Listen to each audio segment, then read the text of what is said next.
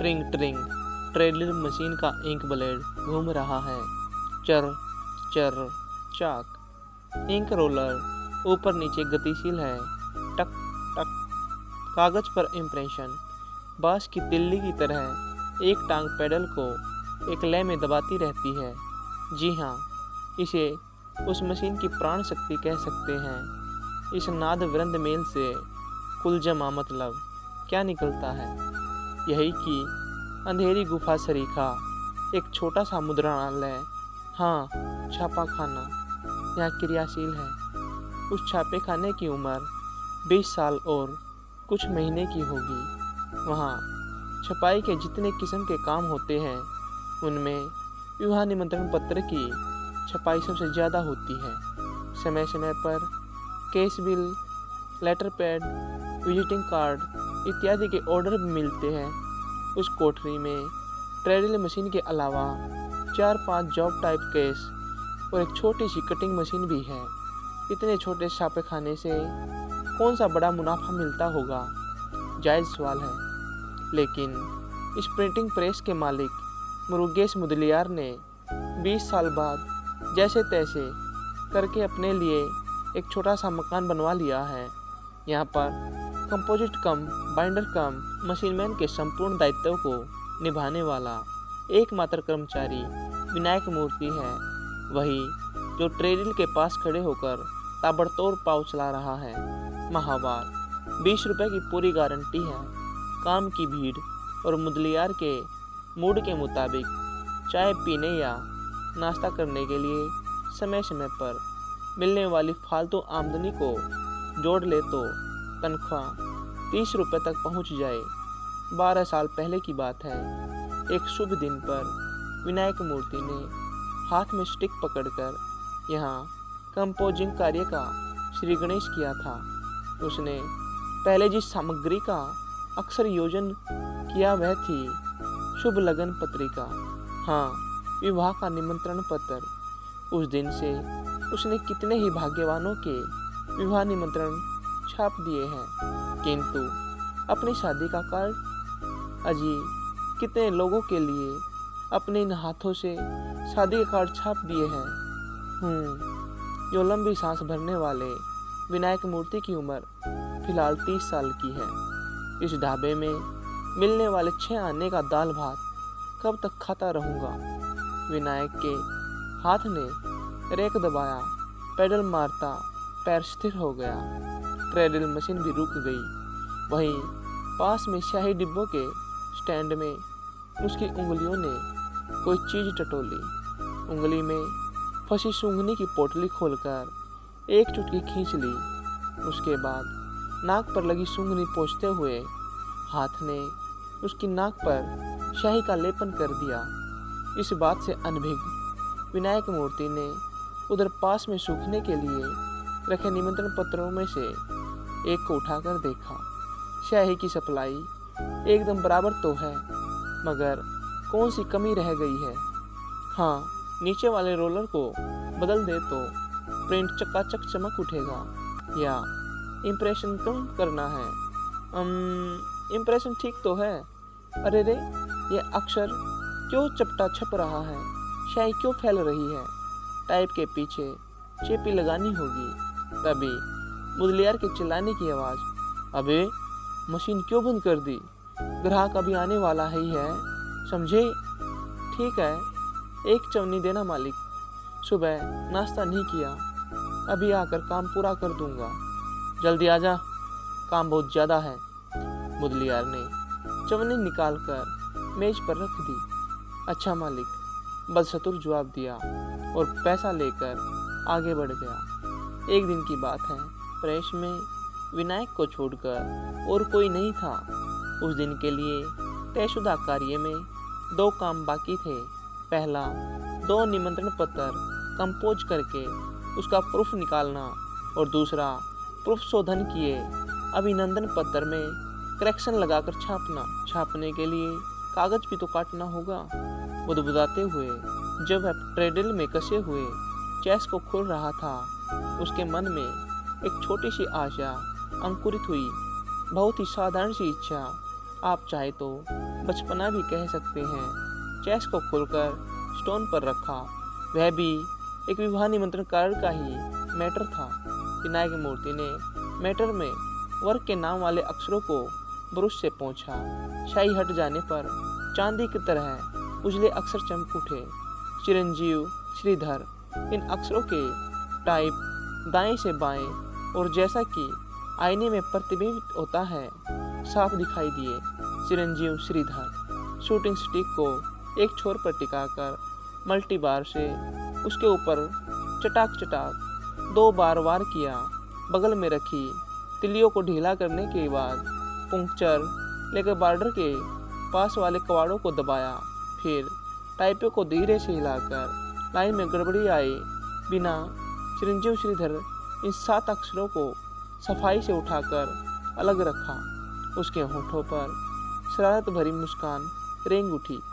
उसके हाथों ने कैच से दूसरे 7 अक्षरों को फटाफट चुनकर उंगलियों के बीच में रख लिया। पट्टे ने चिरंजीव शब्द को हड़प लिया।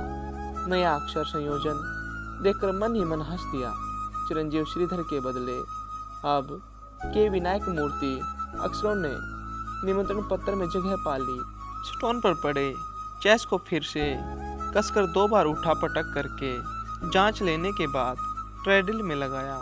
थोड़ी देर तक उस पर स्याही लगने के बाद एक वेस्ट शीट ली और ट्रेडल के बेड पर रखकर सिकुड़न दूर करने के लिए उंगलियों से 2 बार सहलाया। कागज पर सिकुड़न हो या ना हो, कागज को बेड पर रखकर ट्रेडल की लय गति के अनुसार उसे एक बार सहलाने की उसकी आदत है। उसके बाद बाएं हाथ ने ब्रेक हटा दिया। टंग टंग इम्प्रेशन की आवाज़। बेड पर पड़े कागज को उठाकर देखा कि विनायक मूर्ति और सौभाग्यवती अनसुईया का शुभ विवाह। इन जुगलों को पढ़कर मैं खूब हंसा। हंसते हंसते लोटपोट हो गया। निमंत्रण पत्र पर छपे माता पिता के नाम या कुल गोत्र इत्यादि पर उसका ध्यान बिल्कुल नहीं गया। अच्छा है, हाथों हाथ इसे डिस्ट्रीब्यूट कर दें। चेस को खोलकर अच्छी तरह पोंछने के बाद मैटर निकालकर गैली फलक में रखते हुए डिस्ट्रीब्यूट करने में तल्लीन हो गया। विनायक मूर्ति। अबे क्या कर रहा है? आजकल उल्टा सीधा काम करने लग गया है। क्या बात है? किसने तुझे डिस्ट्रीब्यूट करने को कहा? बाहर जाते हुए मैं कौन सा काम बता के गया और तू क्या काम कर रहा है? मैंने कहा था कार्ड का काम पूरा करने के बाद अभिनंदन पत्र को मशीन पर चढ़ा ले। हाँ, वह बहुत ज़रूरी है, मुदलियार चिल्लाए। अच्छा मालिक। बस सतुर जवाब देकर विनायक कायम में मशगूल हो गया। चाहे रात हो जाए, आज उसे पूरा करना ही है। मुदलियार का हुक्म। घड़ी में 3 बज गए। छप गए निमंत्रण पत्र के मैटर को डिस्ट्रीब्यूट करने का काम हो गया। अब अभिनंदन पत्र का काम शुरू करना है। हाथ मुस्तैदी से काम पर लगे थे। मन अपने लिए एक विवाह लगन पत्रिका छपने के शुभ दिन के चिंतन में लीन था। चूल्हे में रहने वाली दीदी से कहूँ कि अपने ही रिश्ते में कोई लड़की तय कर दे। चूल्हे में विनायक की एक चचेरी बहन रहती है। क्या लड़की का कहीं अकाल है? अरे जीविका का ही तो अकाल है। पहले 100 रुपये चाहिए, फिर माहवार खर्च के लिए कम से कम 40 रुपये तो हो ही। विनायक को एकाएक हंसी आ गई। ठाका मारकर एक बार हंस पड़ा। अबे क्या बात है रे? बावरे की तरह खुद पे खुद हंसता जा रहा है। मुदलियार ने पूछा। आप ही देखिए न। हंसी के बीच में ही उसने अभिनंदन पत्र का प्रूफ उनकी ओर बढ़ा दिया। उसे देखकर मुदलियार भी जोर से हंसने लगा। सांसारिक जीवन को सुखमय बनाने के लिए एक जीवन साथी का होना बहुत आवश्यक है। इस वाक्य में सुखमय शब्द के सु के स्थान पर दू छप गया था। सांसारिक जीवन को दुख में बनाने के लिए मुद्रा राक्षस की क्रीड़ा भी विचित्र होती है। मुदलियार को सहसा अपनी हैसियत का ज्ञान हो आया। किसी मजदूर के साथ समान रूप से खड़े होकर हास्य का आस्वादन करना किसी मालिक को शोभा देता है? उसकी प्रतिष्ठा ने सिर उठा लिया। क्यों हंसे जा रहा है? फुहड़ सौदों जैसे। चुपचाप काम कर, गधा कहीं का। अच्छा मालिक, बसतुर जवाब। मजदूर की लघुता हुक्म के आगे नतमस्तक हो गई। रात के 7 बज चुके हैं। ट्रेडमिल चल रही है। अभी तक अभिनंदन पत्र की छपाई पूरी नहीं हुई है। घर जाने से पहले मुदलियार ने विनायक के पास आकर काम की निगरानी करना जरूरी समझा। उसने अंदर आकर देखा, विनायक पसीने से तरबतर है। उसका पैर पैडल पर ताबड़तोड़ चल रहा है। कोरा कागज फीड करते और छापा कागज निकालते हुए हाथ की उंगलियां वाकई उड़ रही है। बेचारा बैल की तरह काम करता है। मुदलियार ने मन ही मन कहा, ले ये पैसे रात के खाने के लिए रख ले, और ये ले चाबी, ताला लगाकर आना। कहते हुए उसके सामने चाबी के साथ अठन्नी रख दी। मालिक के मन को पढ़ने में विनायक को वाकई महारत हासिल है। मालिक उसे दांत निपोर दिए। क्या है बोल, और क्या चाहिए? मुदलियार मुस्कुराया। इतवार को मैं अपनी दीदी के यहाँ गया था। कहती थी उसने एक लड़की देख रखी है। इसके आगे बोल नहीं निकला। कारण यह नहीं था कि सरासर झूठ बोल रहा था। उसे शर्म आ गई थी। अरे रे, शादी की बात कर रहा है? अच्छी बात है बेटे, गाजे बाजे के साथ करा देंगे। मुदलियार ने मुद्रित भाव से कहा। मालिक, उसके लिए 100 रुपए की पेशगी। चिंता काहे करता है, वह सब हो जाएगा। तो पहले बात पक्की कर ले। मुदलियार से इतना सुनना था कि विनायक फुला नहीं समाया। बाहर निकलते हुए मुदलियार ने अपने आप से कहा, पट्टे की उम्र हो गई है। जब हमारे पास आया 18 साल का छोकरा था। हमारे सिवा इसका अपना कौन है? शादी में कोई कसर नहीं होनी चाहिए। प्रेस में ट्रेडमिल चल रही है। टक टक टटक टटक। अचानक यह क्या हो गया? विनायक की जांघ के ऊपर, उदर के नीचे, अंतड़ियों में मरोड़। उफ, दर्द हो रहा है। लगता है अंतड़ियाँ घूम रही है। अरे रे, जान निकल रही है। आह का चित्कार हो निकला। पैर खुद ब खुद पैडल से हट गया।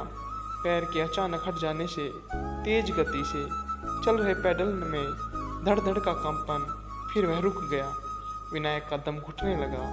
गैस पर झुककर दांत भींचते हुए उसने पेट को पकड़ लिया। सीने के अंदर से कोई चीज़ सरकते हुए ऊपर गले में आकर अटक गई। सांस लेने में दिक्कत। धीरे धीरे सरकते हुए उसने मटके से एक गिलास पानी लेकर पिया। दर्द कम हो गया, लेकिन गया नहीं। बड़े मुश्किल से दांत भींचते और सांस रोकते हुए रुक रुक कर जैसे तैसे अभिनंदन पत्र की छपाई का काम पूरा कर डाला। ट्रेडमिल से चेस उतारने तक सब्र रखना दुश्वार हो गया। उसे वैसे ही छोड़कर दरवाजे पर ताला लगाने के बाद चल पड़ा। नहीं, लंबे डग भरने लगा। पेट के अंदर कोई अंग स्थानच्युत हो गया, अपनी जगह से फिसल गया। लगता है वह और किसी अंग की जगह पड़ा हुआ है, किसी और का मार्ग रोके हुए है। ए माँ, दर्द बर्दाश्त के बाहर था। पता नहीं विनायक पास वाले डॉक्टर के पास कैसे पहुंचा। द्वार पर जाकर गिर पड़ा। पता चला विनायक को हर्निया हो गया है। डॉक्टर और मुदलियार ने उसे सरकारी अस्पताल में भर्ती कराया। उसका शरीर डॉक्टरी पढ़ने वाले छात्रों के लिए शोध खोज का विषय बन गया।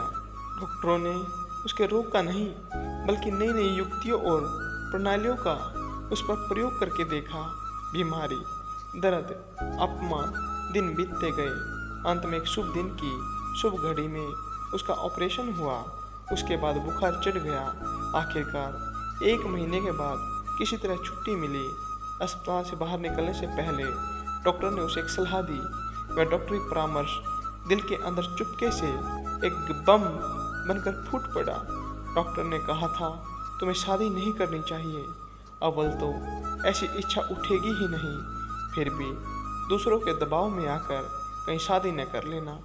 उसके बाद उसके कानों ने कुछ नहीं सुना। विनायक फिर से काम पर लग गया। अंधेरी गुफा सरीखे छापे खाने में घुसकर उसने ट्रेडल देखी, केस देखा और स्टिक देखा जिनसे उसका 1 महीने का वियोग हो गया था। पता नहीं क्या सूझ गया उसे। उसने ट्रेडल को गले लगाकर लंबी सांस भरी। देखो विनायक, वह निमंत्रण पत्र चेस पर कसा हुआ है, उसे मशीन पर चढ़ा लेना।